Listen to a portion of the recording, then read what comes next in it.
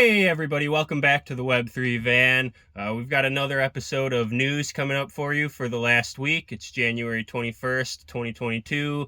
And yeah, a lot has happened in the blockchain and crypto space this last week, including some regulatory news to touch on from a couple of different countries as regulations start to tighten around crypto.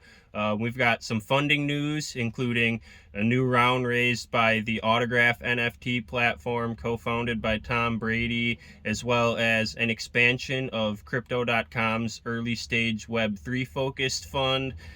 We've got some random little fun news to sprinkle in here, and we also had some relatively big moves being made by almost all of the big players in tech. Microsoft, Meta, Facebook, Instagram, Twitter, OpenSea, Coinbase, they all had some relatively big announcements in the last week. So we'll dive into all of those next. But first, I'd love it if you'd give me a subscribe so you can keep following along on the latest in Web3. So first up in regulatory news, earlier this week, the Spanish Comisión Nacional del Mercado de Valores, or CMNV, announced that they were going to start putting some regulations on the promotion of cryptocurrency related things and crypto assets on social media. So specifically, they're requiring any social media posts that are promoting crypto assets or cryptocurrency related things to include this disclaimer.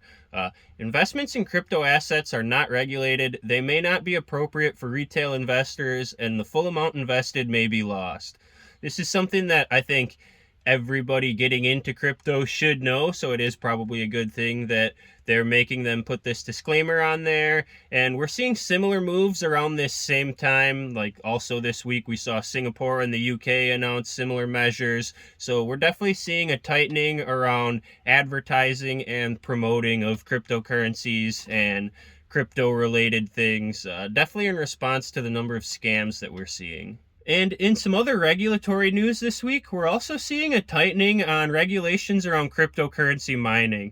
So the European Union has proposed banning proof-of-work cryptocurrency mining due to its high energy cost and its environmental cost. And the Russian central bank has been considering banning cryptocurrency mining and cryptocurrency use because they fear that it threatens their financial stability. So I don't really think losing proof of work mining in the European Union would be too much of a big deal. Not that much of the hash power on the major proof of work networks like Bitcoin and Ethereum comes from the European Union, but banning that kind of mining in Russia would be a major blow. I think around 13% of the Bitcoin network's hash power and mining comes from Russia, so that's definitely one to keep an eye on. A report also came out this week that showed that job postings for crypto and Web3 related jobs on LinkedIn rose 395% this year, which is far outpacing even the explosive growth of tech in general.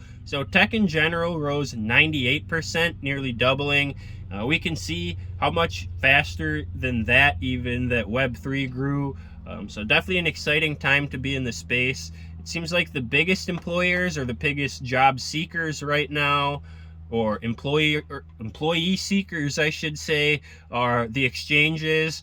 Binance has 600 jobs on LinkedIn. Coinbase has 250. Kraken has 300. So they're definitely trying to bolster their ranks so that they can handle the scale as more and more users onboard into crypto and Web3. And yeah, I think that's an exciting sort of bullish symbol that even as we're sort of getting wrecked and raked over the coals in the last day and a half on actual crypto prices, the amount of people building and the amount of cool stuff being built in the space just continues to grow. Browser maker Opera launched a beta version of their Web3 focused browser earlier this week. The browser comes with a built-in non-custodial crypto wallet, which currently only supports Ethereum, but they already have partnerships in place to support a number of other chains, including Polygon and Solana, so that should be coming soon. And yeah, I think this is a good sign. It shows that there are companies out there working to make adoption to Web3 easier. Crypto native browsers are going to make it a lot easier to interact with dApps and basically do anything in the crypto and Web3 space and provide a more seamless user experience. So I'm excited to try out this browser.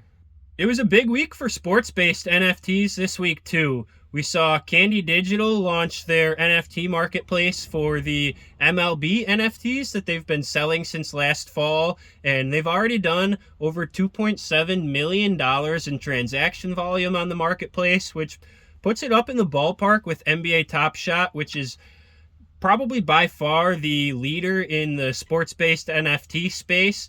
Yeah, it's exciting to see some competition to Dapper Labs.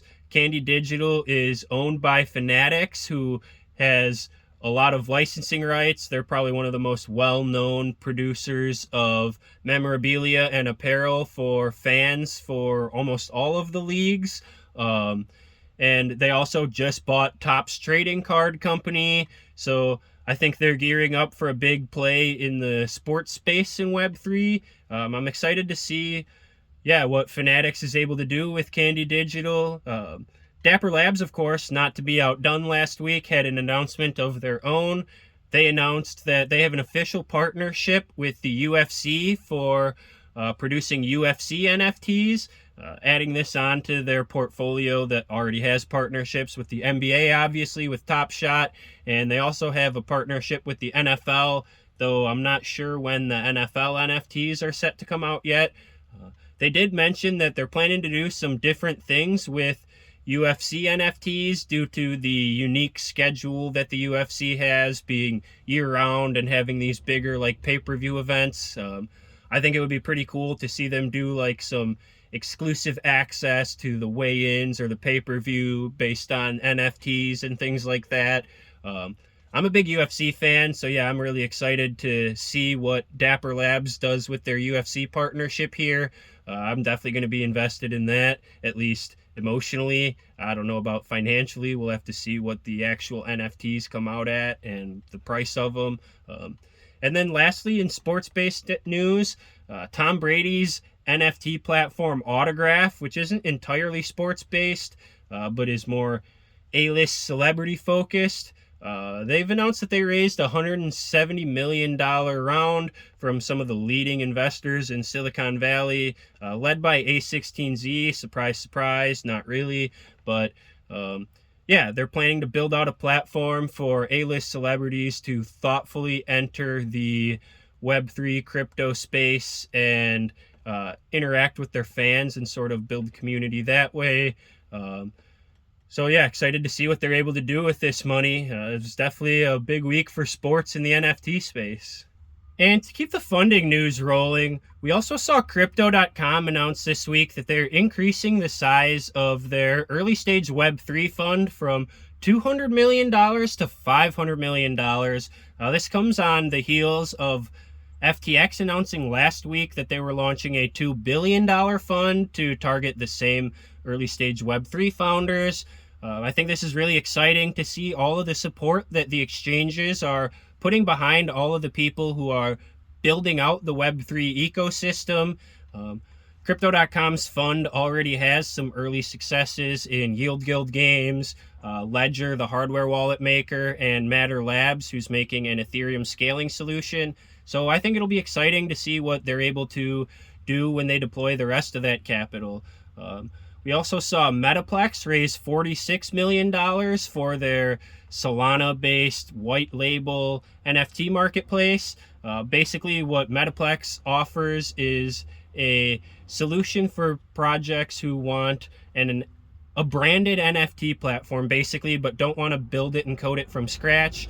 So you can work with Metaplex and basically just sort of use their code, use their marketplace, and they'll put your branding on it. Particularly like if an NFT project wants a marketplace just for their collections, like what I think Bored Apes has. So yeah, we'll see what Metaplex is able to do as they continue to build out their platform. We saw POAPs raise $10 million to help them scale. POAPs, or the Proof of Attendance Protocol, is something that really took off in fall last year, late summer, and they sort of struggled to scale. what the proof of attendance protocol is something that allows event organizers to track and reward the people who come to their events, who attend them, with an NFT basically. So they issue an NFT on the proof of attendance protocol. I think they could be tradable or non-tradable, but you issue them to all of the wallets of the users who attended the event, whether that's through them going to a special link or if they have to scan a QR code. I'm excited about what POAPs bring to the table. I think they allow for brands and companies to do a lot cooler kinds of loyalty type programs, or a lot cooler rewards for their different customers, their most loyal fans, or if somebody goes to an event and that specific event they want to send everybody an ebook or something from one of the speakers. This is an easy way to do that. So I'm excited for where proof of attendance protocols go, and hopefully this funding can help them scale. Solana-based Move to Earn, which is something interesting to me. The Move to Earn protocol, Step N, announced a $5 million raise. What Step N basically does is allow users to earn their GST tokens for performing exercise sessions, usually walking or running, and you get access to this system by buying an NFT, and then with that NFT, it's like a character in a game on their app. That's how you earn the GST tokens, and then you can use those GST tokens to trade them on the open market if you want to trade them for Solana or other tokens, or you can use them to upgrade your NFT character, which will allow you to earn more GST tokens per session, or earn the tokens in shorter sessions. Sort of a token gamified way to incentivize exercise. I think that's pretty cool and exciting. And then lastly, we have some pretty big money news for Animoca. Animoca Brands raised $358 million at a $5 billion valuation. That seems insane to me, but it just shows the bullishness of big money investors on where blockchain gaming is going, which is good because I'm excited for blockchain gaming. I think it's going to be one of the biggest drivers of the space. And Animoca Brands is one of the biggest and best players in blockchain gaming, both developing their own sort of IP in games, as well as investing in and supporting a lot of the builders of other blockchain games. So yeah, I think we're going to see a lot to come from blockchain gaming, and we'll see what Animoca is able to do with that extra funding as well. And now let's get on to the news coming out of those big tech companies. So first up, we have Coinbase, who's one of the largest crypto players in the United States, and they have a much anticipated NFT marketplace coming out any day now. It's been rumored for a long time to be coming out soon. Well, they just announced that they have a partnership with Mastercard to allow users to buy NFTs directly with their credit card, which drastically simplifies the user experience and shortens the crypto on-ramp or the NFT on-ramp by a lot. Users no longer have to know how to buy on an exchange, set up a separate wallet, transfer the tokens or the ETH to that wallet, and then buy an NFT. This takes a lot of steps out of that process, and we'll see what it does for NFT adoption. Twitter finally launched their long-awaited verified NFT profile picture feature, which allows users to connect a wallet and choose one of their NFTs as their profile picture, which will then show up as a hexagon instead of a circle to indicate which profile pictures are actually owned NFTs and which ones are just pictures. Yeah, I think right now it currently only supports Ethereum, but they're planning to support Polygon and Solana and some other chains in the future. The drawback that I see with this is that they didn't use the blockchain to pull the data. They're actually just using OpenSea's API, which I don't like. I think it points to what Moxie was talking about last week with the centralization of this space. I'm sure it was the faster and cheaper way for Twitter to get this feature developed, but a company the size of Twitter should have used the resources to do this the right way. That's what I think. Meta also announced this week that it's been working on an NFT play for both Facebook and Instagram, And we got some more details on that. So basically what they've announced is that they're going to allow users to display their NFTs on both Facebook and Instagram, as well as they're releasing a feature for users to create NFTs out of the content that they've uploaded on both of these platforms. It's probably going to be like a one-click, one-tap mint an NFT thing to make it super simple. So I think that could drive some adoption of NFTs. Hopefully it's built on top of an open blockchain, a decentralized blockchain, as there's a lot of concerns over Meta and decentralization. But yeah, this is the first real Web3 play that Meta has made since they've changed their name to Meta and announced that they were going all in on the metaverse. OpenSea announced yesterday that they've acquired wallet maker Dharma Labs, and that Dharma users have 30 days to transfer their funds off of the Dharma smart contract wallet before they shut it down. It really sucks for Dharma users. On the plus side, the actual tokens, the application, the wallet will still be accessible and available on IPFS, but you'll have to be more technical to access it then. So you basically have 30 days if you're a non-technical user to get your funds out of Dharma onto another wallet. But the plus side of this is I'm pretty confident the reason that OpenSea made this acquisition is because the thing that Dharma was really good at was making it easy to go right from fiat to having crypto in a non-custodial wallet. You could just use dollars and buy crypto and have it directly in your wallet. I think OpenSea is making a play to do this where you can use dollars and buy NFTs and have the NFTs directly in your wallet without having to go through all the steps to buy ETH and then transfer it to a wallet from an exchange and then buy an NFT.